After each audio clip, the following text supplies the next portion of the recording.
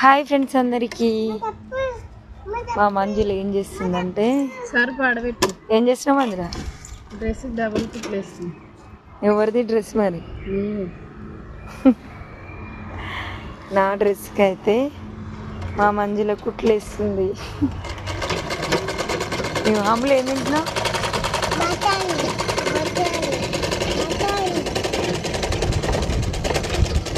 నువ్వేం చేస్తున్నావు?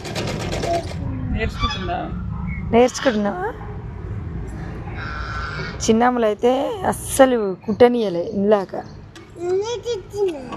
ఏం తింటున్నావు? ఇంకా సరిపోయిందా? రెండు వేసిన రెడ్ దానికి వేయలే ఇంకా, ఇదే ఫస్ట్.